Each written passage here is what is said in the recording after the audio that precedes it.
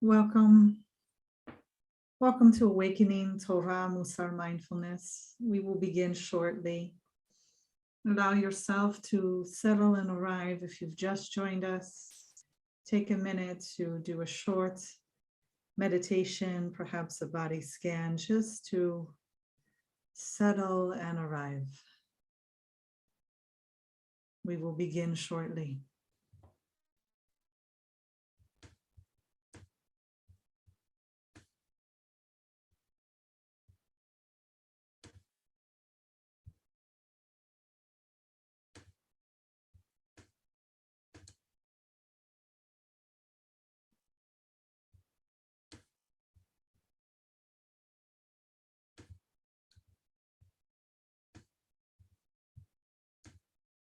Wonderful.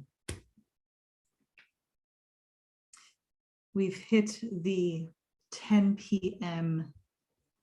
Israel time, 3 p.m. Eastern Standard Time, wherever you are joining us throughout the world, whether you're in the Southern Hemisphere or the Northern, whether you are celebrating summer or in the midst of the winter rains and the cold, welcome.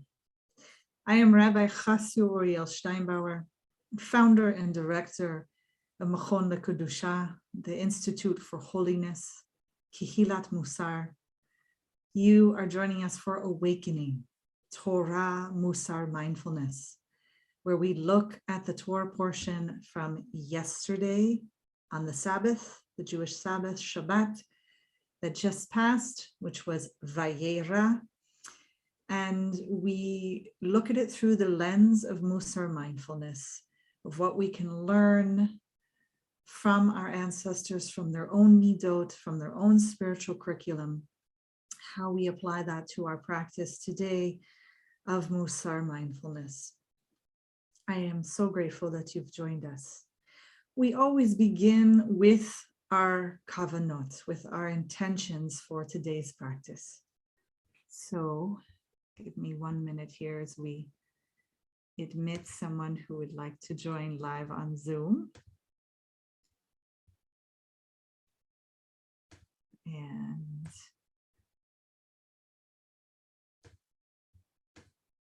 welcome. So our kavanot, as I begin to share screen with you, we are also live streaming on Facebook, YouTube, LinkedIn, Twitter. I ask that anyone joining live on Zoom, please mute themselves. Thank you.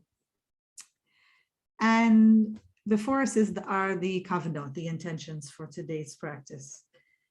The first one is before doing acts of caring for the self, because this practice that we are doing today together on every Sunday at 3 p.m. Eastern Standard Time is an act of radical self-care.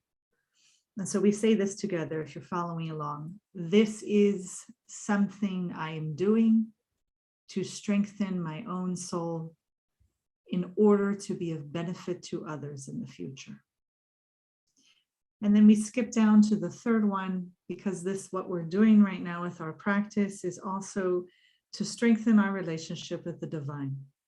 So we say together, and those of you listening on audio can hear, this is something I am doing to strengthen my relationship with the Creator so that I can be a better conduit of God's good to others when they need me.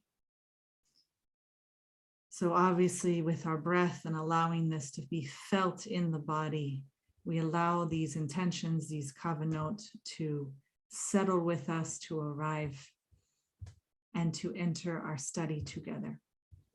So you may recall that we entered the book of Shemot, known as Exodus in English.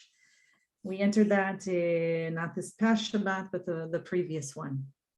And some of the key features that we noticed, just as a short reminder to allow us to enter Vayera, is that we saw this kind of simultaneous birth of the vigilante, who has this internal moral compass, this will that we called fear of God, that we saw in the text with the midwives of Shira and Pu'ah, that drove them to have this moral compass to know what they should do and what they should refrain from doing.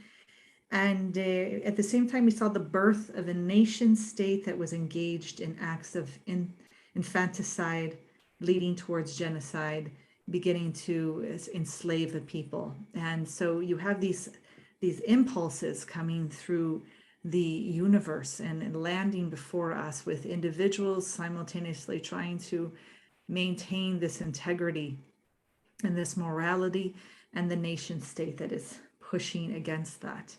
And so we have also this kind of simultaneous birth of a new relationship with God, with the human beings, with our ancestors. And in particular, with that merging relationship will eventually be a rule of law that will come with it, what we call Torah. And that begins to unfold over time. So you'll recall that we emphasize the shoresh, the root Yud Daled Ayin, that God knew, Yada, and Moshe Rabbeinu, known as Moses in English, also knew and saw. There was a lot of seeing, there was a lot of hearing, very embodied experiential experience of encountering the other, so that there was rachamanut, this compassion that was emerging, that tied into responsibility as a midah, and also as a soul trait, and also of zerizut, alacrity and energy to act out with that compass. So this seeing, this hearing, this remembering, they were all tied together that propelled people to act, to care for the other, to bear the burden.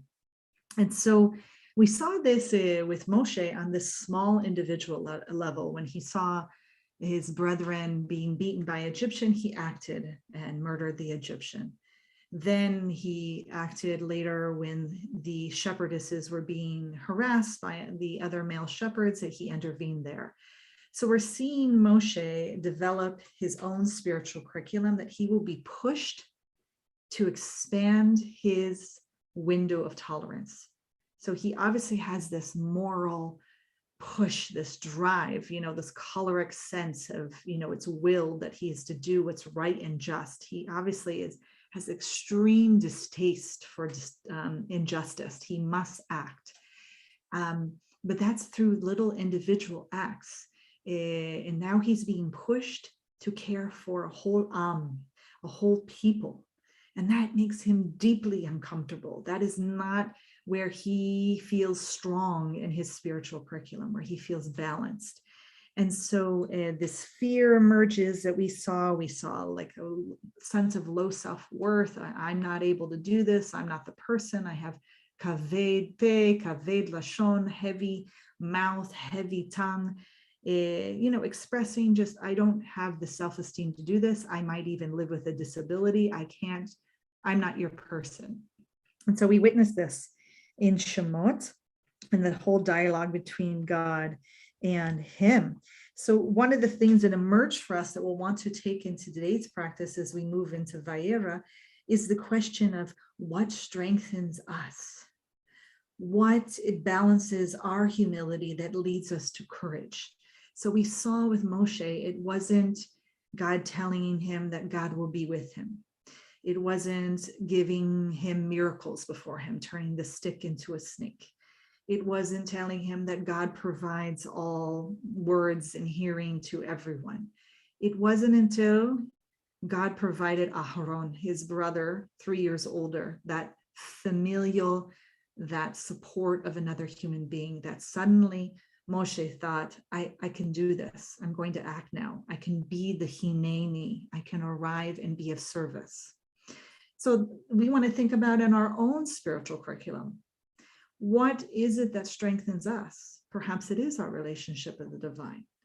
Perhaps it is the miracles that we might witness on a daily basis or periodically. For some of us, it is that human relationship, that vad, that Kehilat, the community, that sangha that strengthens us, that we take refuge in. So that'll be a part of what we carry with us today when we're analyzing this parsha. So finally, I want to say we witness at the beginning of Shemot, of Exodus, a real coming together of all the midot that we witnessed our ancestors go through, all the soul traits, all their characteristics that they had to develop and work through in Bereshit, in Genesis. And we see it coming together in this beautiful balance, and right before everyone of this is where we are, where our spiritual curriculum is. So seeing ourselves in the other, relieving suffering, having courage, following through with zerizut, having responsibility, all this is there. So we move into Vayera. The first paro that we met in Shemot, Lo Yada et Yosef, he did not know Yosef. So he therefore doesn't know all of the Israelites. He doesn't know Yosef's people. And then he begins his negative policies towards them, his public policy. He feels deeply uncomfortable by their population growth, threatened by it. So then we move to a new paro. And the thing that you should know, this is common even today in new leadership. It's common, for instance, with the President of the United States, that when a new one emerges, or even when one's about to leave office, they will pardon people or appoint people to new positions. That's part of the emergence of new leadership. And this is the same thing with the office of Paro in Egypt at the time. When a new one would arise, they often would let certain people go from their indentured servitude or slavery and things of that sort. So you can see the Bnei Israel, the Hebrews, the Jewish people, might have had that same desire and something that they were looking forward to. Oh, a new Paro, one that didn't know Yosef, but now this one might let us go and stop having us be indentured servants. That's not the case. So this next Paro also Lo Yada, he does not know, and this time who Lo Yada et Adonai, he does not know God. And we know from the previous Parsha, when somebody doesn't know God, and we know what that Yada means, there's an intimacy there, there's a knowing in the sense that I am responsible for you on some level. I'm bearing the burden for you. I carry this as an obligation in our relationship. When there's not that knowing, there's no fear of God in the sense of morality and that moral compass.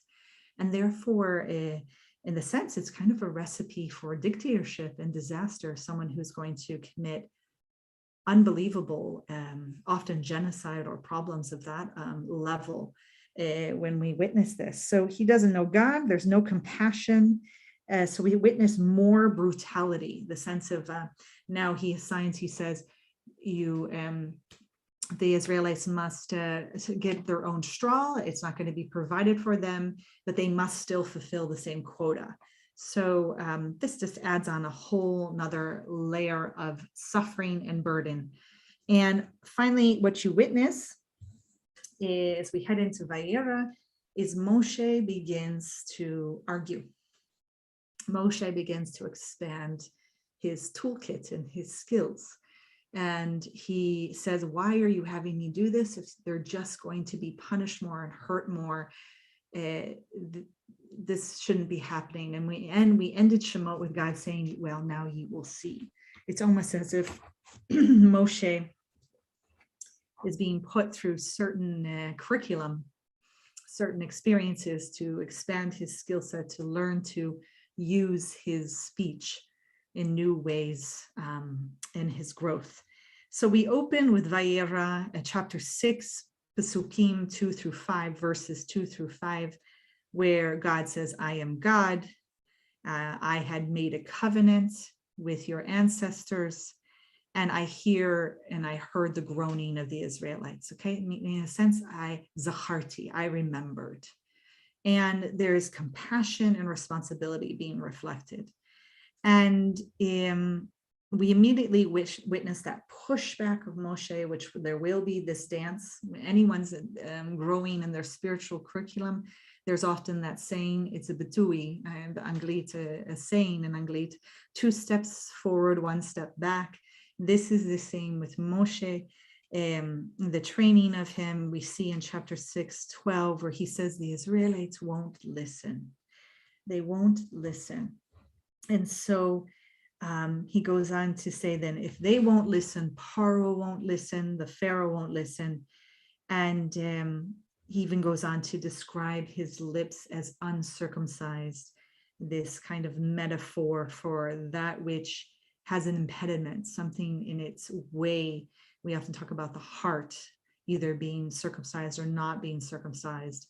Is there an obstacle to acting in a balanced way with wise discernment? So again, God this time has a new way of responding, kind of ignores Moshe's complaint in this sense and says, oh, here, and he addresses Aharon immediately. Aharon and Moshe, they're there as a team in order to strengthen Moshe. And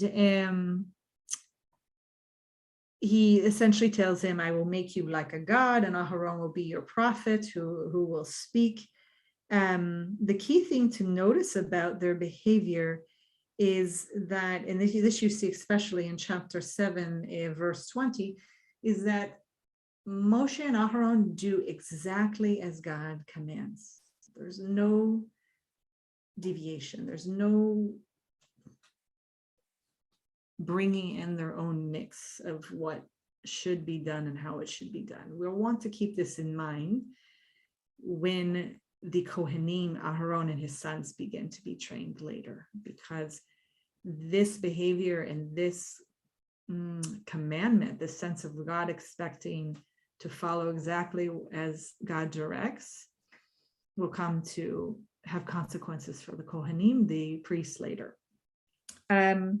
So I want to point out two things from you that we learned from the Jewish Publication Society, from the wonderful Professor Sarna, may his memory be for a blessing. So he points out to us on page 31 that in ancient Near Eastern world, names in general, and particularly the name of a god, possessed a dynamic quality and were expressive of character, of midot, of attributes, and potency. The names of gods were immediately identified with their nature, status, function. Meaning, when Hashem says, I did not make myself known to them by the name of Yud He Vav He, is to state that the patriarchs didn't experience the essential power associated with that name. And why didn't they? Because, and this is my theory I posit towards you, we're witnessing God also expanding the kind of, I wouldn't call it a window of tolerance, but a whole new way of relating, from that with individuals, Abraham, Yitzhak, Yaakov, of course, their spouses and children. That's very different relationship and a different way of needing to identify yourself as a God, and which midot are shown and modeled. Then coming with a certain power and the need for a whole a whole nation. So God too will have to stretch and grow and change in how God is in relationship with the human beings, because it's a very different relationship to go from speaking to one man and his spouse as they move and leave his father's home and land and the place that he was born, to a new land, to addressing a whole nation that is enslaved. It's very different qualities and power that is needed. The same as we witness that Moshe will have to move from someone that only dealt with individual acts of justice to carrying a people. So he goes on to say, the promises made to them belong to the distant future.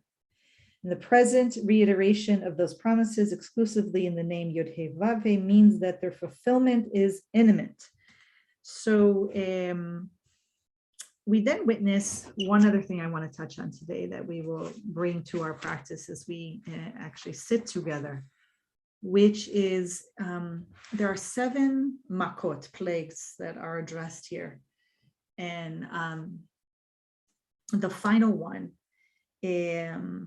comes in chapter 9, and it runs through the verses 13 through 21. And it is the plague, the makah of barad, of hail. And what is significant about this is actually what happens before the actual plague comes. And that is God tells Moshe and Aharon to warn Paro and his officers and the Egyptian people of what is coming, and in particular that they should take in anything that's outside, any animals, any humans, anything that they don't want killed or destroyed. And this is a righteous act. This is an act of compassion. We see this today in modern armies from time to time. And this may be an odd example because you're thinking what suffering is caused by war. But for an army, or even here a God, to warn the population ahead of time, it's seen as full of integrity. It has a moral standing. We really witness a shift in this moment, because it's the first time that Paro admits that he was at fault for how he behaved beforehand. And he calls God righteous. He recognizes God. And suddenly, hu yada, he knows God on a certain level now. And he knows God, you may say it's like the culmination of the other makot beforehand. There's a certain knowing of God there, perhaps knowing of God's power. But this is a different knowing. This is a knowing that I know a certain righteous quality to you. I recognize a certain compassion in you. And it's quite beautiful. It's short-lived, of course. Of course, it changes, but we want to carry this with us. The thing I want to point out about that is the dominant motif in these plagues is essentially it's both the Israelites and the Egyptians must know Yod He Vav. He must know Adonai, must know Hashem, God. And the coming to know them is going to be different for different people or different experiences, but both are known through either witnessing the plagues or experiencing directly through an embodied, felt sense. And this is really this is where we really witness a new form of knowing with this final plague here. So I want you to carry that in mind. And as we move through into our practice, again, be mindful of what strengthens you, what leads to you to a balanced humility that leads to your courage. And with that, we're going to move into our guided seated meditation with, God willing, some time for silent meditation also. So as I say before we begin every session, if you are someone who lives with chronic pain, or you're just having a high level of discomfort today, please do stand for this meditation or lie down, but with your eyes open so you remain awake and alert.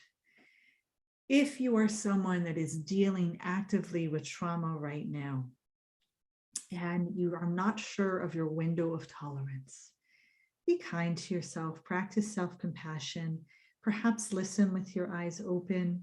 Be sure to look around the room and keep your feet on the ground so you remain rooted, so that you're in the here and now, and always come back to the felt sense and your breath if you're able, or my voice. For the rest of us, please come to an upright seated position. Sit as if you are created in the image of God, because you are. And take 3 deep cleansing breaths. Allow yourself to settle and arrive fully. There's nothing like the breath to really root us and bring us to the present moment. Allow your hands to rest in your lap or on your heart. This is truly a mindfulness practice, being awake to the present moment, whatever is here for us now. Breathing in awareness, breathing out compassion. Allow yourself to witness if you have any strong emotions that are pulling you away, want your attention right now. Notice if you have any thoughts of the past or any planning thoughts for the future. Simply note them, honor them, and bring yourself back to the present moment. For some of us, it will be sensations in the body that will pull us away. When you wake up to that, simply bring yourself back to your breath, or whatever your chosen anchor is.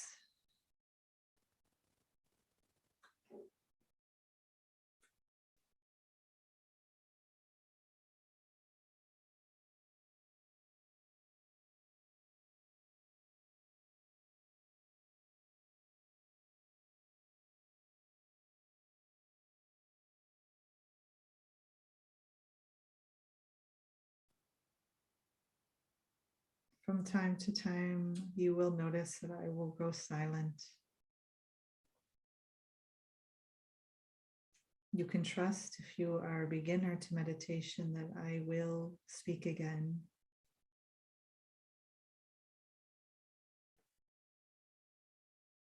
These moments of silence allow you to move into reflection of what is here for you right now.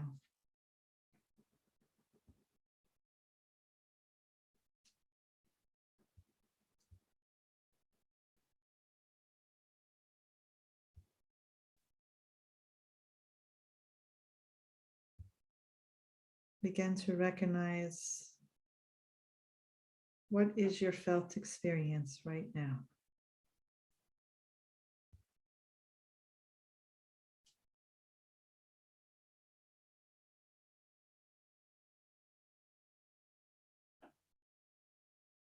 There's no need to push any experience away, to have aversion,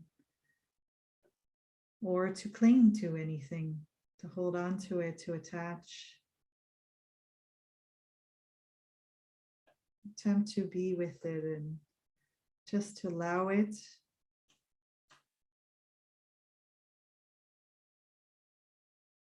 As we move into investigating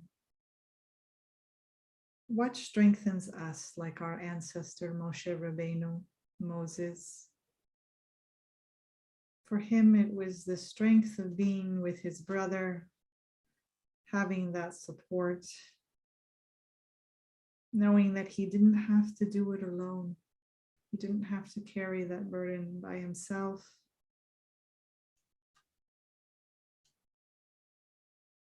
What helps strengthen you to lead you to taking up the proper amount of space, what we call anava, humility in the Mussar tradition? What space is appropriate to you? Are you acting on it with courage, with ometz lev?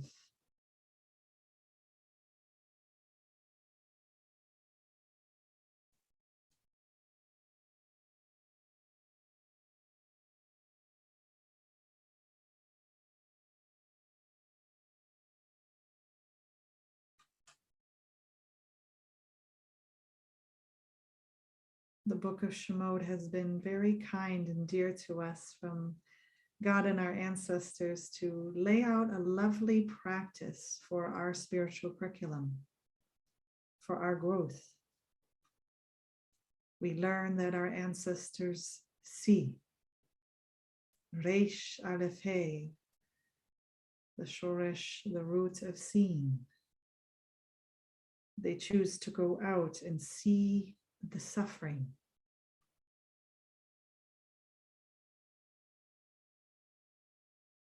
And then they act out on that seeing. with wise discernment what is needed in the here and now, which leads to a form of remembering, Zayin Chof Resh, the root of remembering what? That they actually have a moral imperative to act with integrity, with what some call the Noble Eightfold Path, with the halakha, the Jewish way of walking and being, in the Torah and in the tradition, that they feared God, which means they carried an internal moral compass that showed them what to do and when.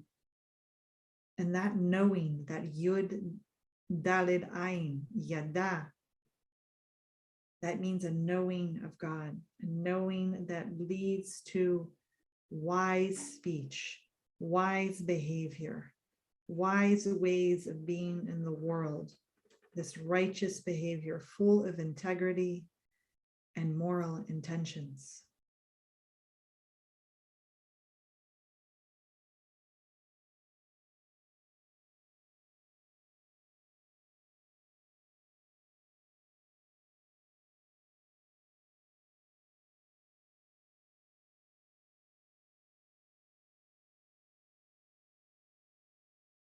Notice what is arising for you right now.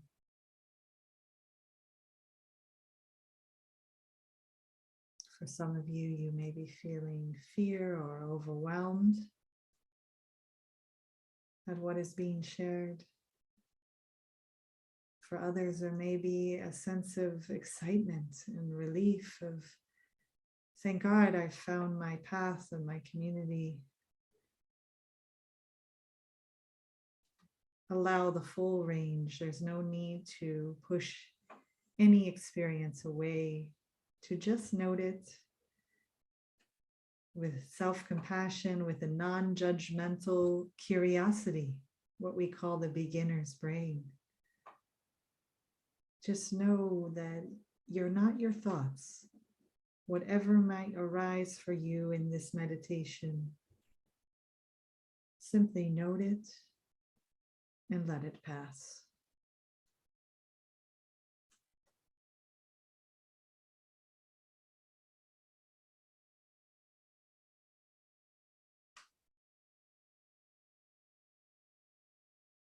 Do you allow yourself to see your own suffering? Do you allow yourself to begin to move from that which is unpleasant to neutral?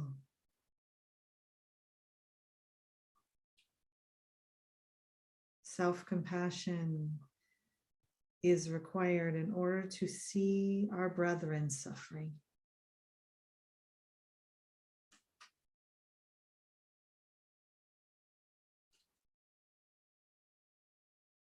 Do you remember how to engage in self-care? What is obligated of you? Oh, you must honor this body, this soul that has been given to you. Short time. You were born and you will pass one day.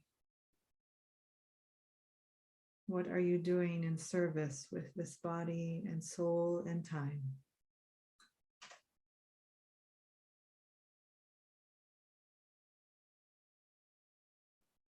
Do you know God? A type of knowing that compels you to bear the burden of the other, that compels you to bring God's good to others.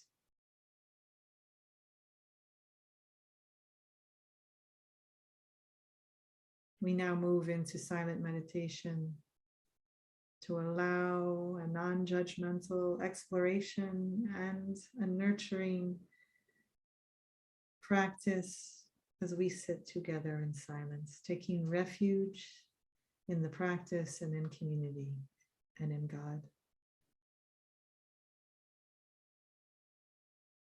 I will ring the bells when we are to come out.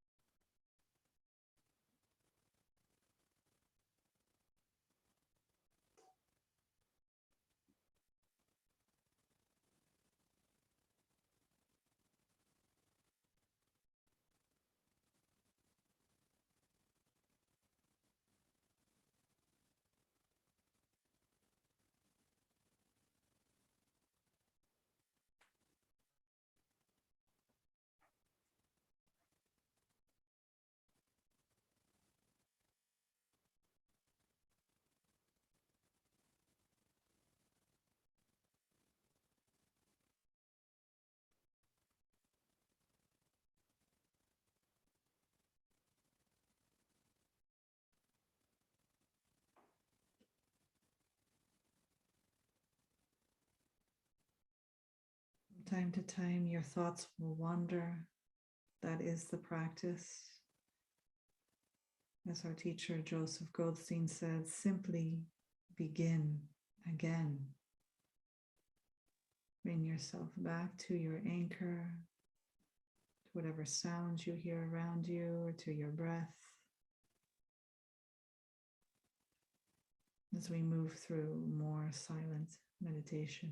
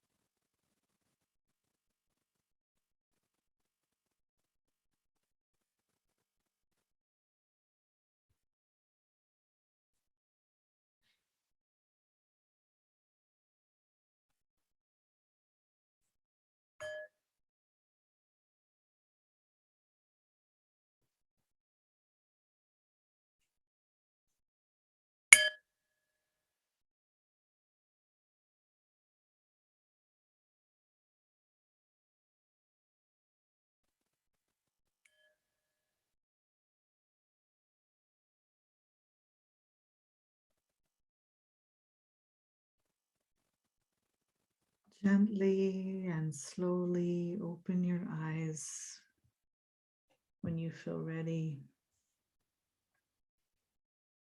allowing yourself to come back into this shared virtual world of Zoom and live and the different mediums in which we meet.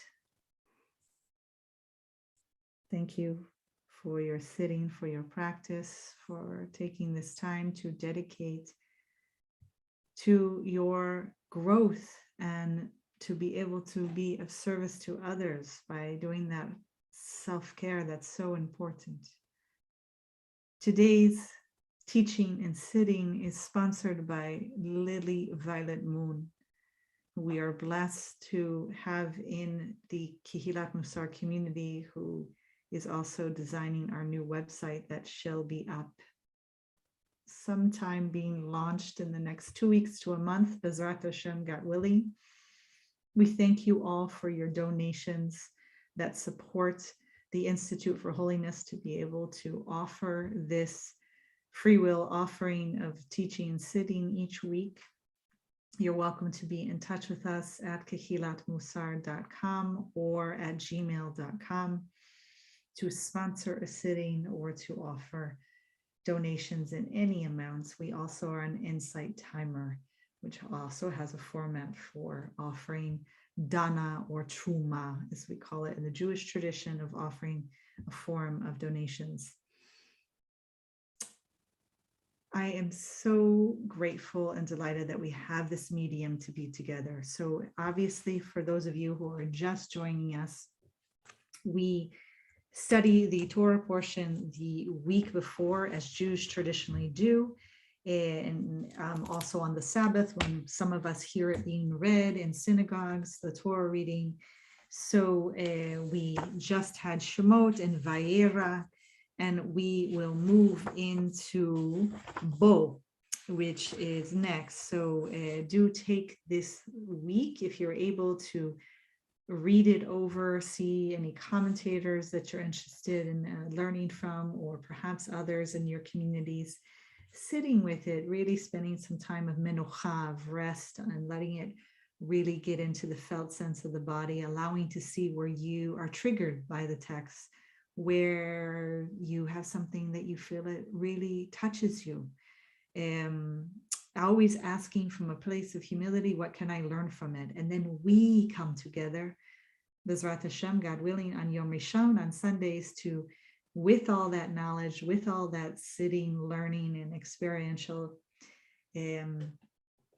practice, to really look at it from this lens of Mussar mindfulness and to be able to sit together. So with this week, I always recommend that you keep up your Cheshbon HaNefesh journal, your accounting of the soul journal, where you look at your words, thoughts, and deeds as how you treat yourself, others, and your relationship with God. And this week, we're going to be focusing on Hakarat HaTov, on recognizing the good. And we can have as our morning mantra, as our morning affirmation, awaken to the good and give thanks. We chant that, awaken to the good and give thanks. So just spend no more than 5 minutes a day journaling, really looking at how you are in the midah of the soul trait of gratitude. You are recommended to do as a Kabbalah, as a short practice of writing down 3 things that you're grateful for, that you're awakened to, that are actually good in your life. Write those down daily.